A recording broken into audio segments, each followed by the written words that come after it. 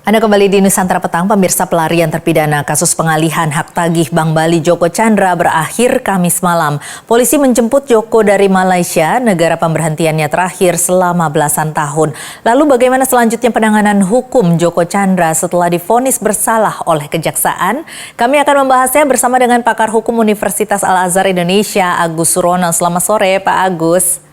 Selamat sore Mbak Tasha, apa kabar? Baik Pak, semoga baik-baik juga ya Pak ya. Selamat Idul Adha, maaf lahir batin Pak. Sama-sama Mbak Tasha. Ya. Iya, ini Pak Agus, apa selanjutnya yang harus dijalani Joko Chandra sesuai dengan tahapan hukum yang berlaku ini? Ya, ada dua. Pertama adalah terkait dengan kasus yang lama yang sudah ada putusan di tingkat PK, ya Mahkamah Agung, yang mana Joko Chandra harus menjalani hukuman. Nah, ini kewajiban dari Kejaksaan untuk mengeksekusi putusan tersebut. 2 tahun itu ya? Sudah divonis 2 tahun dengan ya. denda 500 miliar kalau tidak salah itu terhadap putusan itu. Nah, kemudian terkait dengan kasus yang kedua. Kasus yang kedua, bagaimana saudara Joko Chandra itu keluar masuk ke Indonesia yang melibatkan beberapa oknum aparat penegak hukum gitu ya. Ya tentu ini harus diproses hukum juga. Karena kalau dalam konteks hukum pidana itu ada yang namanya obstruction of justice namanya. Obstruction of justice itu adalah siapapun juga yang menghalang-halangi proses hukum, maka yang bersangkutan harus dimintai pertanggungjawab hukum sebagaimana mestinya. Dalam hal ini kan mestinya saudara Joko Chandra ini kan adalah sebagai terpidana tindak pidana korupsi, kemudian akan dieksekusi oleh Kejaksaan, namun ada pihak-pihak oknum yang kemudian membantu dalam kaitannya untuk menghalang-halangi proses pemidanaan terhadap yang bersangkutan. Nah, oleh karena itu tentu kita semuanya paham atau tahu ya bahwa ada oknum advokat, oknum jaksa, dan kemudian ada oknum dari kepolisian yang juga itu sudah diproses hukum begitu. Nah, artinya ini Joko Chandra akan menjalani juga proses hukum yang baru lagi yang kemudian yang bersangkutan menyuap aparat penegak hukum ya. Nah, ini ada suatu tindak pidana baru yang masuk atau dikualifikasi sebagai tindak pidana korupsi juga gitu. Karena suap kan masuk tindak pidana korupsi. Jadi ada dua hal yang proses yang terhadap tindak pidana suap yang baru terhadap oknum-oknum aparat penegak hukum itu adalah diproses baru lagi ya, baik itu mulai tahapan penyelidikan, penyidikan, dan seterusnya sampai kemudian berujung ke pemeriksaan di pengadilan. Nah, terhadap kasus yang lamanya, terhadap putusan yang sudah inkrah, saudara Joko Chandra harus menjalani hukuman sebagaimana putusan PK yang sudah ada tahun 2009 lah begitu ya. Ini sudah harusnya sudah dieksekusi sudah lama. Nah, ini yang saya kira dua hal yang harus dijalani oleh saudara Joko Chandra. Nah, ini bisa dijeratkan apa saja ini kepada Joko Chandra ini? Terkait dengan kasus yang baru ya, itu bisa saja dia pertama tindak pidana suap ya. Kemudian yang tentu ini adalah terkait dengan juga pihak-pihak oknum yang membantu ya, kemudian memberikan sesuatu dengan harapan dia bisa keluar masuk Indonesia secara ilegal dengan leluasa begitu ya. Nah, ini masuk kena tindak pidana suap. Kemudian katakanlah tindak pidana yang lainnya misalkan memasukkan surat-surat atau dokumen-dokumen, itu pun juga bisa kena tindak pidana itu juga begitu. Nah, saya kira dua hal itu yang bisa dikenakan terhadap saudara Joko Chandra. Dan terhadap tindak pidana suap ini jangan lupa ini adalah masuk dalam ranahnya perbuatan tindak pidana korupsi yang akhirnya kemudian bisa juga dimintai pertanggungjawaban pidana berdasarkan Undang-Undang Pemberantasan Tindak Pidana Korupsi. Nah, ini sebelumnya kan memang Presiden Joko Widodo dan juga hanya beberapa pihak ya, Menko Polhukam, kemudian juga Kabar Eskrim dan Kapolri melakukan rapat terbatas ini untuk melakukan tadinya sebenarnya government to government atau G2G, tetapi kemudian Kabar Eskrim memutuskan bahwa ini bisa dengan P2P atau police to police gitu ya, dengan polisi Indonesia dengan polisi Malaysia. Ini bisa Anda jelaskan bagaimana sebenarnya bentuk kerjasamanya ini sebenarnya bisa dilakukan seperti apa? Ya, kan kita ada kerjasama ya, kepolisian Indonesia dengan kepolisian Malaysia kan ada kerjasama Interpol lah begitu. Nah, artinya memang ini pihak dalam hal ini Kejaksaan meminta bantuan dari pihak kepolisian untuk menjemput paksa begitu ya, menjemput paksa dalam saudara Joko Chandra ini selaku buronan yang memang ini tugas yang saya pikir menurut hemat saya apresiasi yang luar biasa lah kepada aparat kepolisian ya dalam hal ini Kabar Reskrim dan pihak jajarannya ya untuk kita apresiasi karena bagaimanapun juga ini kasus yang sudah lama yang sedemikian rupa luar biasa ada mafia katakanlah mafia hukum begitu ya pihak-pihak yang membantu saudara buronan ini lari ke luar negeri masuk ke Indonesia dengan luar biasa mudahnya begitu. Nah akhirnya ini saya pikir ini momentum yang baik sehingga harus menjadi satu trigger untuk melakukan suatu langkah-langkah proses hukum terhadap yang lainnya ya oknum-oknum yang lainnya tanpa kecuali lah saya kira karena ini merupakan kasus yang luar biasa yang menjadi perhatian publik dan saya pikir itu memalukan kita begitu ya sebagai sebuah bangsa sehingga apa yang dilakukan oleh Kabar Reskrim dan jajarannya ya pihak kepolisian ini patut kita apresiasi dan juga pemerintah kita apresiasi juga sehingga kita harus dorong bahwa tidak hanya sampai di sini ini proses hukum tidak hanya sampai kepada Joko Chandra tapi juga kepada pihak-pihak oknum yang lainnya yang memang terlibat dalam kasus pelarian saudara Joko Chandra ini. Iya, ini karena memang sudah buron selama 11 tahun ya. Bahkan. Apakah ini merupakan juga cerminan dari lemahnya pengejaran polisi dari yang sebelum-sebelum ini atas kasus ini?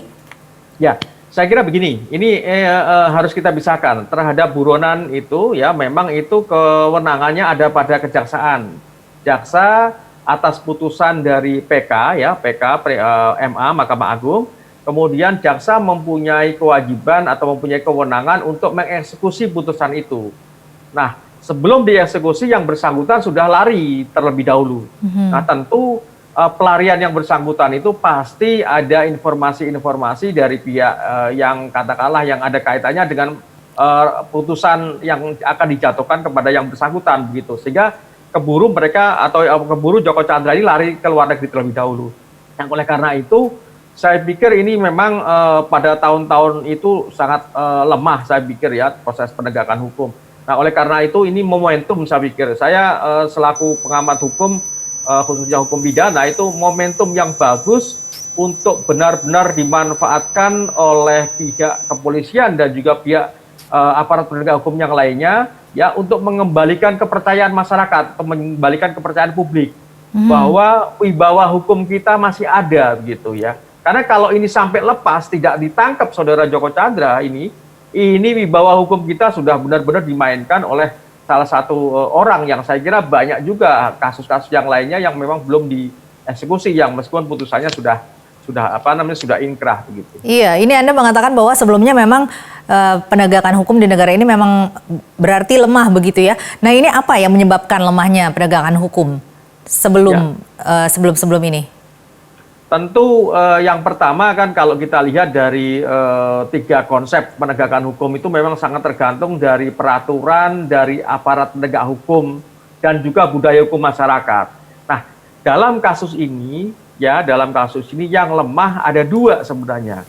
Satu adalah aparat penegak hukum yang kemudian dimanfaatkan oleh masyarakat dalam tanda kutip hari ini adalah buronan atau terpidana kasus tindak pidana korupsi yang kemudian berkolaborasi di antara masyarakat atau yang lemah budaya hukumnya itu tadi yang kemudian berkolaborasi dengan aparat penegak hukum. Ya ini yang 2 hal ini yang saya pikir menjadi faktor yang sangat menentukan proses lemah tidaknya suatu penegakan hukum kita begitu. Nah, yang penting sebenarnya adalah kalaupun toh ada masyarakat yang mencoba untuk katakanlah memberikan suap, ketika aparat penegak hukumnya ini adalah benar-benar punya integritas, saya yakin ini tidak akan terjadi. Ini kan menunjukkan kelemahan dari aparat penegak hukum ya pada waktu itu adalah tentu kejaksaan yang mempunyai kewenangan untuk melakukan eksekusi terhadap putusan itu. Dan kita bisa melihat ada oknum jaksa juga yang kemudian sudah dinyatakan tersangka untuk diproses hukum ya. Ini saya pikir momentum lah bagi semua aparat penegak hukum, baik itu kepolisian, baik itu kejaksaan, dan juga baik itu hakim di pengadilan, itu semuanya, bahkan juga advokat harus kembali kepada hitoh ya, kembali kepada tujuan dari Nah, proses penegakan hukum ini adalah untuk mewujudkan keadilan. Keadilan bagi siapa? Tentu keadilan bagi semua pihak, dalam hal ini adalah masyarakat. Karena masyarakat akan melihat secara langsung nih, proses hukumnya apakah benar-benar atau hanya sekedar, katakanlah kemarin kan sudah ada proses pencopotan, kemudian proses pencopotan terhadap oknum-oknum kepolisian dan juga dari kejaksaan, dari jabatannya. Nah, ini saya pikir momentum yang bagus.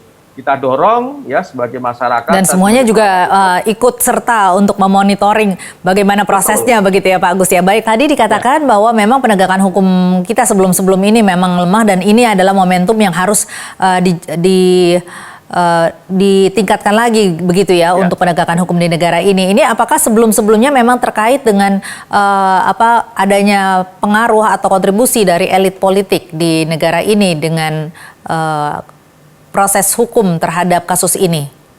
Ya, saya tidak masuk ke wilayah-wilayah soal elit politik begitu ya. Tapi intinya kalau kita lihat fakta hukum adalah ada oknum-oknum aparat penegak hukum yang dalam hal ini kalau dalam sistem peradilan pidana yang terlibat dalam kasus ini. Apakah itu oknum advokat, apakah ini kemudian oknum kepolisian ya, polisi, ataukah oknum kejaksaan gitu ya. 3 unsur ini terlibat dalam kasus buronan Joko Chandra ini. Nah, saya kira tentu kita harus dorong supaya oknum-oknum itu harus kita proses secara hukum gitu ya. Tidak boleh kemudian karena yang bersangkutan adalah latar belakangnya adalah aparat penegak hukum ya dalam sistem peradilan pidana, kemudian menjadi tidak bisa dilakukan atau tidak bisa diminta pertanggungjawaban pidana, maka harus kita dorong supaya oknum-oknum yang tadi saya sebutkan, baik itu oknum advokat, kemudian kejaksaan, ataupun juga kepolisian harus kita dorong bisa diproses hukum sebagaimana mestinya. Kalau katakanlah misalkan nanti dalam hal ini adalah Barreskrim yang akan melakukan satu proses hukum, baik itu penyidikan ya terhadap perkara yang baru ya, saya pikir ini kita dorong saja. Nah, kita sebagai masyarakat harus kita cermati, kita amati bahwa apakah proses sudah berjalan dengan baik begitu. Ini yang kewajiban kita sebagai masyarakat. Jadi tidak menutup kemungkinan ke depannya akan semakin banyak lagi orang yang terlibat dengan kasus ini atau diketahui terlibat, tidak hanya dengan 3 petinggi kepolisian itu saja begitu ya Pak Agus ya? Ya, tentu. Tadi saya sampaikan kan, dalam obstruction of justice itu tanpa kecuali atau pihak-pihak yang menghalang-halangi proses hukum itu tanpa kecuali, baik itu adalah oknum kepolisian, baik itu oknum kejaksaan maupun itu adalah oknum advokat, maka tidak tanpa kecuali. Bahkan masyarakat saja ya, masyarakat sipil begitu ya, ketika kemudian yang bersangkutan ikut membantu proses menghalang-halangi proses hukum, maka ini bisa diminta pertanggungjawaban pidana juga. Ini kenapa sih? Saya jadi penasaran ya, kenapa Joko Chandra ini melakukan pengajuan PK ini sekarang ini? Kenapa nggak sebelumnya? Atau mungkin beberapa tahun ke depan lagi? Kenapa pada saat ini? Ya, saya kira yang bersangkutan tentu akan memanfaatkan momentum waktu yang sudah sekian lama ya belum dieksekusi, kemudian dianggapnya bahwa publik itu lupa terhadap kasusnya saudara Joko Chandra.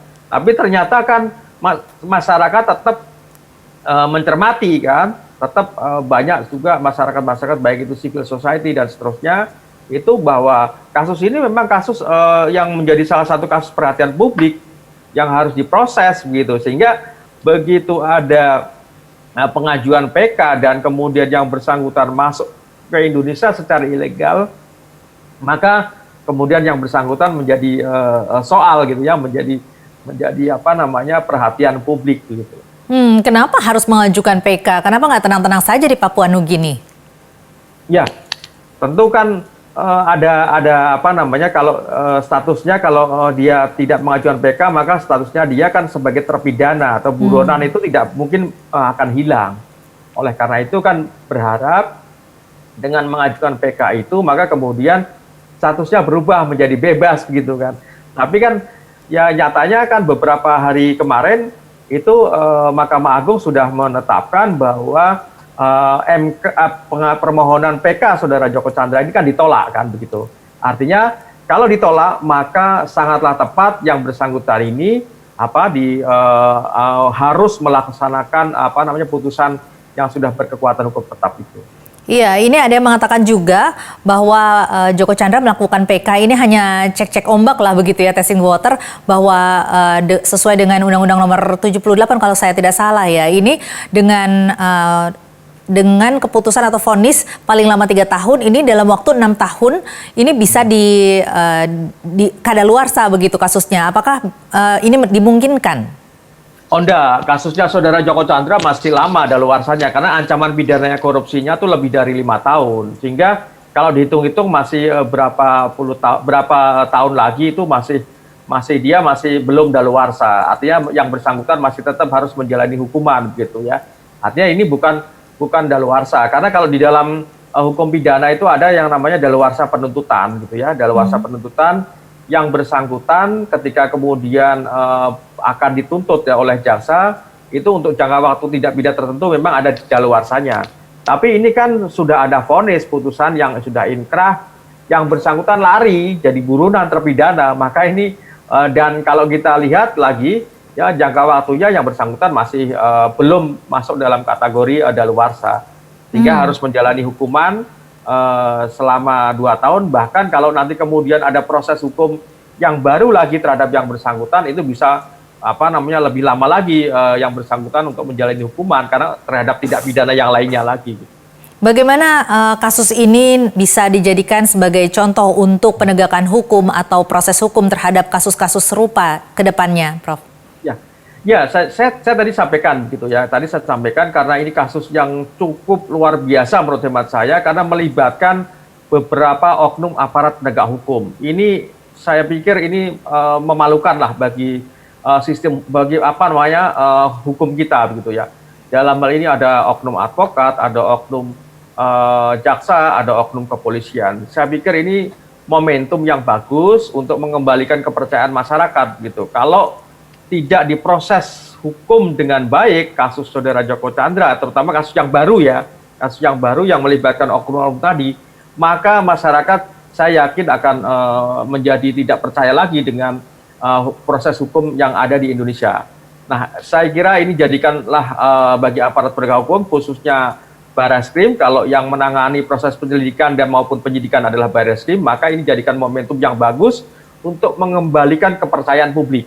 Dan ini juga masyarakat bisa untuk memproses hukum para buronan-buronan yang pergi ke luar negeri juga begitu ya, Prof ya? Betul. Saya pikir kan ada beberapa kesempatan bulan yang sebelumnya begitu ya, ada kasus Bank BNI yang kemudian Maria Paulina kemudian yang harus kembali ke Indonesia yang atas bantuan dari Kementerian Hukum dan HAM begitu ya. Nah, ini kalau kasus yang lama ini bisa diselesaikan dengan baik, ya saya yakin kepercayaan masyarakat, kepercayaan publik ya terkait dengan persoalan bagaimana proses penegakan hukum pada masa rejim Pak Jokowi ini itu menjadi lebih meningkat lagi begitu. Baik Prof. Agus Surono, terima kasih atas waktunya dan telah bergabung bersama kami di Nusantara Petang. Kita juga semua berharap bahwa penegakan hukum bisa semakin kuat di Indonesia. Terima kasih.